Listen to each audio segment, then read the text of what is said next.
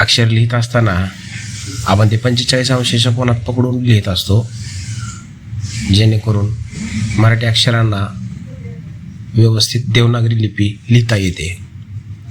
मी या ठिकाणी ब्रश आणि कटनिपच्याद्वारे लिहित आहे. वॉश वाळवून पूर्ण सुकल्यानंतर लिखाणाला सुरुवात करावी. ओल्यामध्ये जर तुम्ही लिहित असाल तर ते इंक पसरल्या जातील. त्यासाठी पेपरवरती लावलेला वॉश हा पूर्ण वाळू द्यावा. वाळवून झाल्यानंतर ते सुकल्यानंतर त्याच्यावरती अक्षरलेखन करावं.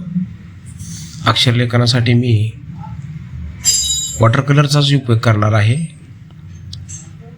ब्रशच्या सहाय्याने पण वॉटर कलरचाच उपयोग करतोय. अतिशय अधिक प्रॅक्टिसनंतर तुम्हाला ब्रशच्या सहाय्याने या स्वरूपात लिहिता येईल किंवा अक्षर सुंदर काढता येईल.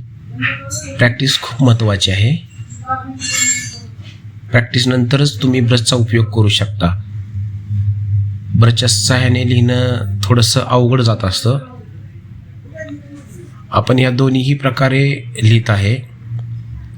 लिहित असताना घ्यावयाची काळजी म्हणजे पेपर हा तुमचा जाड क्वालिटीचा असावा, चांगला असावा, जेणेकरून तुमच्या अक्षरलेखन लिहिताना त्याच्यावरती शाई, इंक, कलर वगैरे पसरले जाणार नाहीत याची काळजी घ्यावी. बाकी मात्र वरती अक्षर लिहिताना तुम्ही कोणतीही इंक वापरू शकता. वॉटर बेस पण वापरू शकता, वॉटरप्रूफ पण वापरू शकता. मी या ठिकाणी संपूर्ण वॉटर कलरच वापरत आहे.